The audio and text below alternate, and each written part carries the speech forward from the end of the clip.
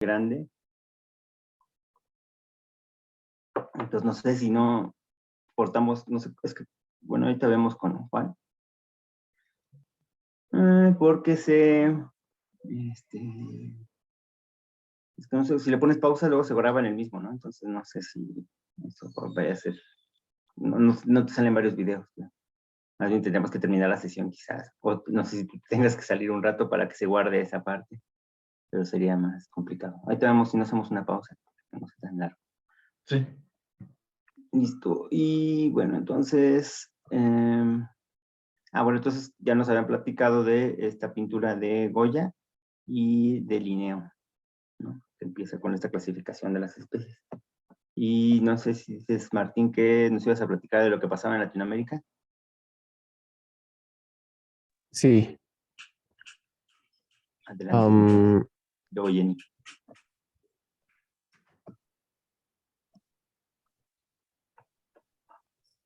Es el 8, creo. ¿Me tocó el 8? Entonces todavía no llegamos, estamos en el 5. Digo que sí Es había que visto que faltaba uno por ahí, que sí te es tocó, ese. eran 2.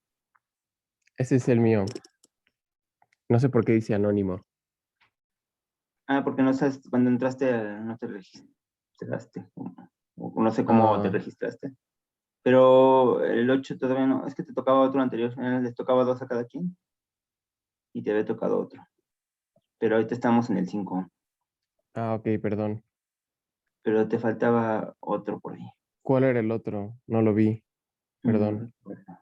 Ahorita a ver si lo puede ver Juan, si no ya. Si no, de todos modos ya pasamos. Ya mejor nos esperamos al 8. Ok. Y no sé si ya llegó Diana, y si no, Jenny, que nos explique qué pasaba. Entonces, en esa época, a ver qué pasaba. Aquí en México, ¿no? Todavía éramos colonia. Entonces, ¿qué pasaba por ahí? Aquí veo a Jenny. Hola. Hola. Yo encontré que en México, en el año de 1787, se funda el Jardín Botánico. Dice que fue a raíz de la Real Expedición Botánica a la Nueva España y se estableció en el Real Jardín Botánico de México.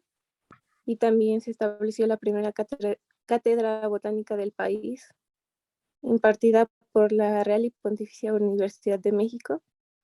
Y también encontré que en el año de 1770 empezaron a crearse las primeras sociedades científicas en todo el país. Ok. Creo que, bueno, sí. La Real Pontificia es lo que después sería la UNAM, ¿no? Bueno, la Universidad Nacional y después la UNAM, me parece. Listo. Bueno, entonces vemos también esta influencia, ¿no? Que hasta tiene la ilustración, ¿no? Del renacentismo en Europa, pues aquí también ya empiezan a crearse estas carreras. Ahora, pues más o menos por la misma época, se va a encimar un poco también las fechas de lo que nos vayan diciendo. Nos vamos a ir, bueno, entonces otra vez el centro del pensamiento también estaba en Inglaterra en esa época. Ya habíamos pasado de Francia, que ya habíamos hablado. Ahora estamos en Inglaterra, donde se lleva a cabo la Revolución Industrial y hay muchos pensadores. Entonces, por eso ahora llegamos a otro personaje que seguramente ya habían escuchado en otras materias, que es Malthus. Entonces, no me acuerdo a quién le tocaba, pero adelante no nos pueden platicar. No sé si quieren presentarla o ya con esta que tengo aquí. Si no, ya aquí. Yo la voy pasando para que ya no lo carguen. Sí, si quiere la podemos presentar ahí. Bueno, va. Entonces, adelante. Bueno, Hola, Paula. Robert Malthus fue un demógrafo y un economista que nació el 13 de febrero de 1766 en un lugar que se llama Churchgate Farm, que está en un pueblito que se llama Dorking, muy cerca de Londres. Y bueno, aquí pusimos sus 2 primeros ensayos, que son como los que tuvieron más relevancia. El primero fue en 1796, que se llamó The Crisis, a View of the Recent Interesting State of Great Britain by a Friend to the Constitution. Y bueno, este fue un poco como lo sacó y nadie se lo quería publicar, pobrecito. Entonces como que nadie lo peló mucho con ese. Y el segundo fue el que ya vamos a entrar un poco más a fondo, que fue en 1798, y se llama An Essay on the Principle of Population as it Affects the Future Improvement of Society. Y bueno, este habla principalmente de la población, y su primera publicación fue en 1798 y la publicó él mismo. Ya posteriormente sacó varias versiones del mismo ensayo en las que fue elaborando más y bueno, agregando diferentes aspectos. En términos de su ideología general, se oponía muy fuertemente a las ideas de progreso de Descartes y de Bacon y propuso que cualquier sistema igualitario evolucionaría de manera natural a una desigualdad mayor. Si le podemos bajar un poquito más. Gracias. Bueno, como un dato curioso, ahí les pusimos que Marx lo criticaba mucho y lo consideraba como un contrarrevolucionario y conservador. Y bueno, ahora Pau nos va a platicar un poquito más sobre la teoría de población que propuso. Ok, buenos días. Su teoría de la población fue una de sus principales aportaciones. También es conocida como la catástrofe malthusiana.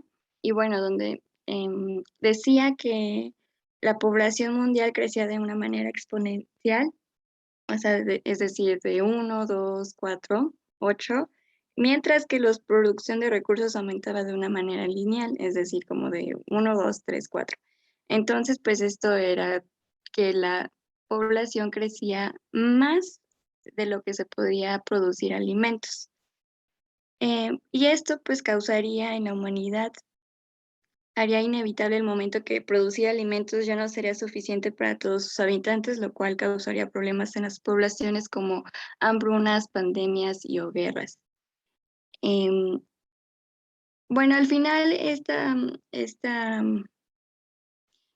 teoría fue rechazada porque Malthus no tomaba en cuenta como la tecnología que posteriormente se iba a desarrollar para la producción de alimentos. Tampoco tomó en cuenta que los métodos anticonceptivos iban a también a avanzar y también que la población pues también iba a disminuir. Bueno, no disminuir, pero sí se iba como a cuidar en el aspecto de reproducirse. Pau ahorita les voy a explicar algunos detalles más de la teoría. Sí, justo en línea con lo que comentaba Pau, en sus como ediciones posteriores del ensayo propone propone varias cosas, ¿no? Pero estas dos son de las que fueron un poquito más interesantes y o controversiales.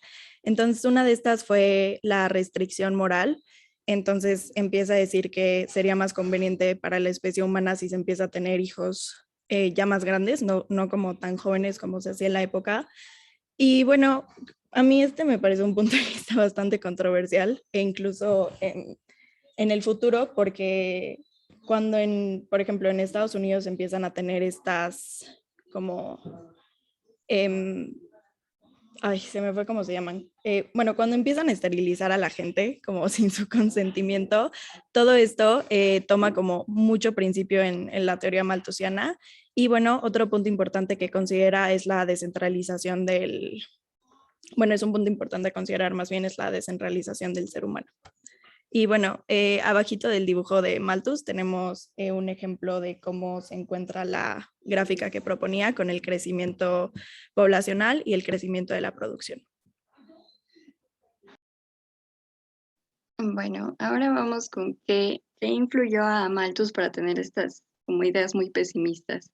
Pues tuvo bueno, se dice que su principal influencia para escribir el ensayo sobre el principio de la población fue porque surgió de una discusión con su padre acerca de un artículo de William Godwin. Se llamaba De la avaricia y la profusión que conformó parte de los textos en el investigador que hablaba del problema general de los mecanismos por los cuales la sociedad progresaba económicamente y moralmente. Otro de sus influencias pues fueron Adam Smith, que como vimos la clase anterior fue un gran economista, y Johann Peter Sussmilch, perdón si lo dije mal, pero es alemán. Fue un demógrafo alemán, cual su obra más importante fue El orden divino en las circunstancias del sexo humano, el nacimiento, la muerte y la reproducción. Pues Malthus no tenía como muchos seguidores, pero porque lo consideraban como fatalista, materialista y anticristiano. Eran como los insultos de esos tiempos.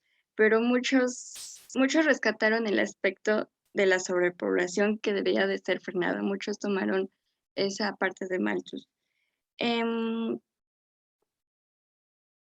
Bueno, Malthus hoy en día, pues, en la actualidad, pues está presente en cuando se realizan programas y políticas relacionados con los pobres, con el frenamiento de la pobreza y con la sobrepoblación también. Bueno, actualmente también como que se retoma Malthus porque se piensa, ¿qué tal si Malthus sí tenía razón, no? Porque actualmente eh, el medio ambiente nos pone limitaciones para la producción de alimentos, ¿no? Por este mal manejo que llevamos y por el crecimiento también que tenemos, aunque pues ahí hay como mucha controversia, ¿no? Porque la sobrepoblación, muchos dicen que es el problema, pero pues muchos otros dicen que no, la sobrepoblación no es el principal problema de la contaminación y el desgaste del medio ambiente. Em, y bueno, bueno, ya nada más como dato, pues Darwin leyó el ensayo sobre el principio de la población y entonces Malthus tuvo influencias en su teoría del origen, en su libro El origen de la selección natural, sí, creo que sí, sí. Tuvo influyó en Darwin porque él tomó esta idea de que el ambiente limitaba la producción de alimentos y la sobrepoblación crecía más de lo que se podía producir alimentos. Y bueno, esto sería todo. Gracias. No sé si tengan alguna pregunta para sus compañeras. Si no, seguimos. ¿Qué más estoy buscando?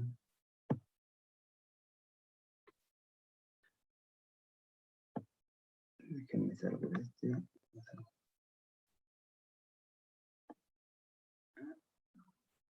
Tienen más datos curiosos si quieren a ver qué es lo más curioso que les faltaba decir. Bueno, a mí se me hizo muy curioso algo que decía un artículo, decía que Malthus tuvo como 11 hijos, ¿no?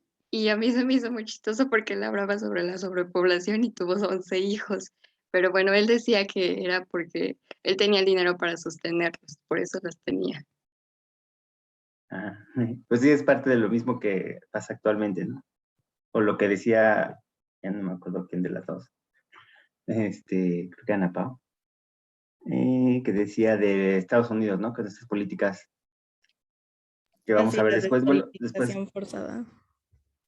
de control de población, ¿no? Que se dio, pero no lo hacía en Estados Unidos, ¿no?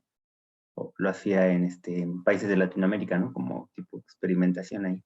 Entonces, es lo mismo, ¿no? Ellos podían tener los hijos que quisieran, pero acá nos limitaban un poco. Creo que no sé, pues en Chiapas o en Guatemala pasaba. Creo que en Guatemala, ¿no? Que tenía estas políticas que yo creo que lo vamos a platicar más adelante, porque después surge otra vez, más adelante, el malthusismo, ahí se me fue cómo se pronuncia, malthusianismo. Bueno, después retoma esta popularidad mucho Malthus y se adoptan estas políticas más adelante. Igual lo vamos a retomar también a Malthus cuando hablemos, vamos a ver la parte histórica ya nada más del siglo XX, XXI, con estas políticas o con estas cumbres, todo lo que se llevó a cabo ya en relación a desarrollo sustentable. Ahí vamos a ver cómo otra vez Malthus tiene influencia otra vez, sobre todo en los 70s, y se ve por la hipocresía, dice Sara. Entonces, aquí llegó. Entonces, pues se retoma, ¿no? Pero bueno, es importante, después del 6, viene Darwin, precisamente. Entonces, ahorita vamos a ver, casi todos son más o menos contemporáneos, ahí vamos a tener tal vez un poco de problemas con las otras entradas, pero pues ya las pusimos así. Entonces, para leer más o menos por la misma época. Y como mencionan, bueno, no sé si nos quieran mencionar tienen más datos curiosos que nos quieran decir. Bueno, a mí me gusta mucho. Primero hay uno que se me hizo muy interesante, que es que justamente Malthus creció como muy rodeado de diferentes ideologías. Entonces, por ejemplo, su papá era muy, muy, muy amigo de David Hume. Entonces, Hume iba a visitarlo a su casa. Dicen que 3 días después de que nació, está en los diarios de su papá, que Hume fue a visitarlo a su casa y entonces le dio como un soplo de filósofo y de ahí sacó como todas sus ideas. Entonces me hizo interesante que desde chiquito estuvo rodeado como de muchas ideologías diferentes por su papá. Y bueno, otra cosa que me pareció a mí muy interesante fue que en 1817 sacó una de sus nuevas versiones del ensayo sobre población, en la que hace como una reprobación a los médicos. Sí, o sea, como que los critica mucho para hacer medicinas específicas y para hacer prácticamente por aumentar la esperanza de vida de la población. Y bueno, está muy interesante porque que haya salido en 1817, porque en 1816 Edward Jenner como que publicó o compartió más bien como todos sus hallazgos sobre la vacuna. Ya me acordé. De las vacunas. Muchos creen que es una crítica directa hacia Jenner en ese sentido. Ajá. Bueno, habla de todo eso, ¿no? De cómo podemos bajar el número de la población, ¿no? Por las guerras, por las epidemias principalmente. Y habla del control natal, ¿no? Que habíamos mencionado. Y pues lo más importante es su influencia, ¿no? Que tiene, les digo, hasta los 70 todavía tenía una fuerte. Bueno, lo ven ahora, ¿no? También como dice Paola, o Paula, una de las dos. Así que están parecidos los nombres. Que mencionaban de cómo actualmente también se cree, ¿no? Que la población es un problema. Bueno, sí, yo sí creo que somos muchos, de todos modos, pero sí mucho parte de la distribución, ¿no? Del problema ambiental también es la distribución, más que de los recursos, de la riqueza, ¿no? Todos los más ricos pues tienen mayor desperdicio, podríamos decir, pero bueno, ya podremos platicar más adelante. Vamos a platicar más adelante sobre todo eso de la desigualdad, ¿no? Esa es una palabra importante que vamos a tocar más adelante. Y eso, pues, lo que no consideraba tanto Thomas Malthus, ¿no? Bueno, entonces vamos a ver qué pasaba entonces en el mundo. No, en Latinoamérica, habíamos dicho primero. Si pueden poner el numerito ahí, Ángel, ¿qué vas a poner la entrada? Entonces un numerito para ver, y el título de la publicación. El número para que nos ubiquemos más o menos en qué fila vamos. Y vamos primero con Sara, ¿qué pasaba aquí en México en esas épocas de Thomas Malthus? Bueno, pues yo encontré que pues estaban pasando muchas cosas y voy. Sí. Mientras voy ubicando los otros 6. Bueno, entonces durante ese tiempo empezaron a aplicarse las reformas borbónicas alrededor de 1765 y 1777. Como consecuencia de que estas reformas se aplican, México queda dividido en 12 intendencias, que serían México, Puebla, Veracruz, Yucatán, Oaxaca y bueno, todos los que aparecen ahí. Y por eso puse el mapita, porque si no me equivoco así es como quedaron. También sucedió la conspiración de los machetes contra la corona. Y esto sucedió porque en aquel momento había mucha desigualdad social, como que se marginaba mucho a la clase trabajadora. Y bueno, pues esta conspiración fue por parte de estas personas que exigían, bueno, que se rebelaron en contra de la corona, exigiendo pues mejores condiciones. Y pues también surgieron varias epidemias, por ejemplo, de viruela. Bueno, creo que ya era todo. Gracias. Sí, todavía estamos, ¿qué? 1777, pusiste aquí las reformas borbónicas, tú todavía estás movimientos son previos, ¿no? A lo que, bueno, todas las revueltas o todos los movimientos que hubo antes de la independencia como tal. Y en el arte nos vamos a ir a Francia. Entonces, no sé quién es el anónimo que le toca. Perdón, profesor, soy yo. Hola, José Luis. Adelante. Pues básicamente la corriente más popular en esa época fue el arte neoclásico. Esta corriente surgió en Francia en el siglo XVIII, en 1760. Y básicamente se destacó por ser intelectual y refinada. Toma mucho o retoma mucho como el estilo grecorromano. Y está muy influenciada por la Ilustración y por la Revolución Francesa.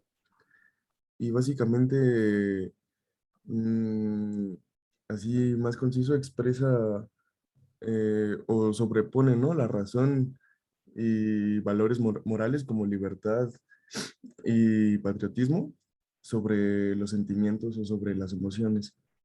Y la pintura de fondo es la pintura de La muerte de Sócrates, pintada por Jacques David, me parece. Pues toda esta idea aquí también está el liberalismo, la libertad, ¿no? El individualismo, ahí que se expresa también en este tipo de arte, en esta época, ¿no? Que es lo que también es un reflejo de lo que pasaba ahí con lo que nos mencionaba Adam Smith bueno, Thomas Malthus, no, él sí buscaba que hubiera un control del gobierno, eso también lo dijimos, sobre la población. Y nos dice Ana Paula que también en el arte fue una época mucho más poetas románticos como Coleridge, Wordsworth y Blake, que nos los recomienda mucho.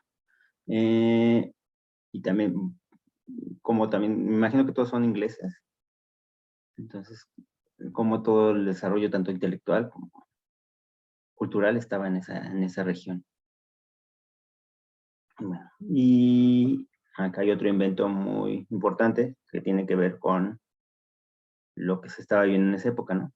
Itzel, adelante con la invención de la máquina de vapor. Bueno, la máquina de vapor fue inventada por James Watt en 1765. Logró patentarla en 1769 y las primeras que comenzaron a construirse fueron en el año de 1774. Y pues principalmente se utilizó en la industria textil y pues fue como desplazando a los obreros que estaban dentro de esta industria y posteriormente causó descontento entre ellos y fue cuando comenzaron las huelgas de obreros en Inglaterra por la invención de la máquina de vapor.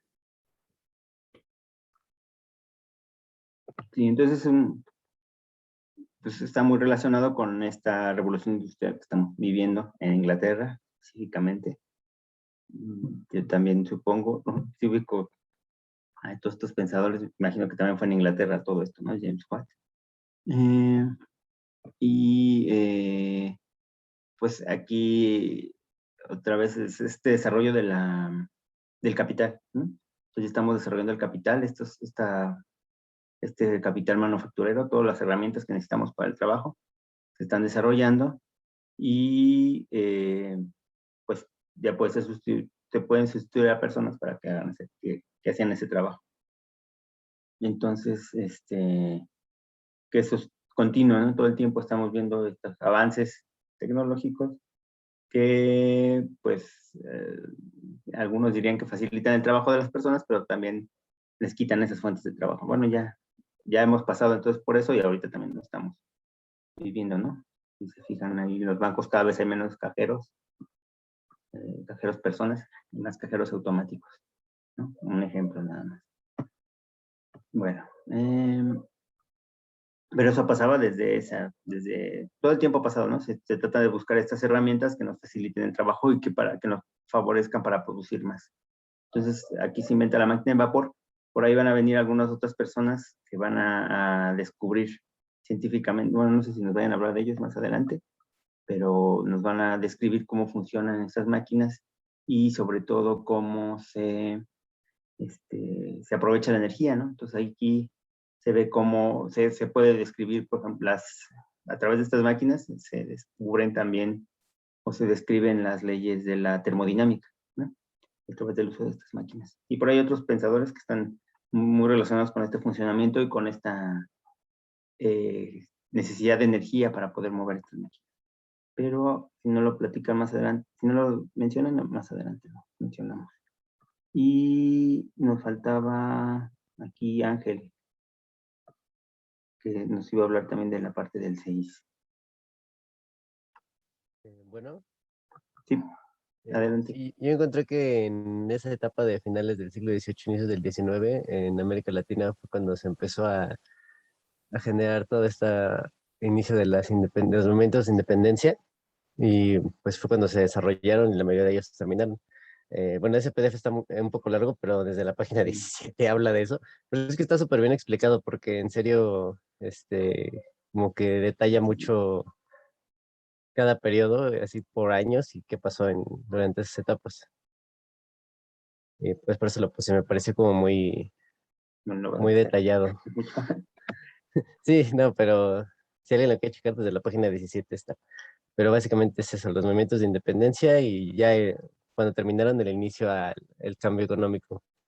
Se tenía de sistemas coloniales a ya dependiente de otras economías. Sí, pues bueno, está muy relacionado con nuestra época también, ¿no? Bueno, la época de nuestra independencia, ¿no?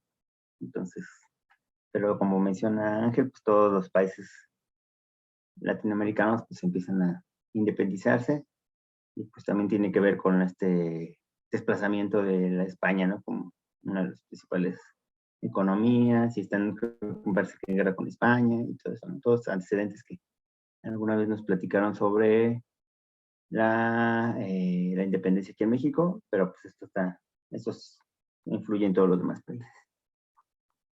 Bueno, no quieren agregar nada más, vamos a pasar a la siguiente entrada, aquí el 7, que hablamos de Darwin, y aquí está el viaje que nos va a platicar Juan Ramón ahorita.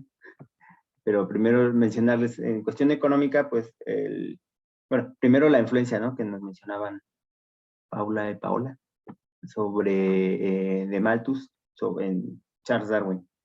Entonces, pues como que correlaciona, ¿no? Lo que pasaba con los humanos a lo que pasa en la naturaleza. Entonces, en la naturaleza pasa lo mismo, ¿no? Siempre hay escasez de recursos y los organismos dentro de una misma especie, él habla dentro de una misma especie, entran en competencia y van a verse algunos favorecidos y otros se van a ver desplazados. Entonces, los favorecidos van a transmitir esa información que no sabía cómo hasta más adelante con el redescubrimiento de las leyes de la herencia de Mendel. Ya está más. A ver, permítanme tantito. Déjenme 2 minutitos. Vamos a poner pausa. Y bueno, voy a quitar mi video tantito. Esperen un momento.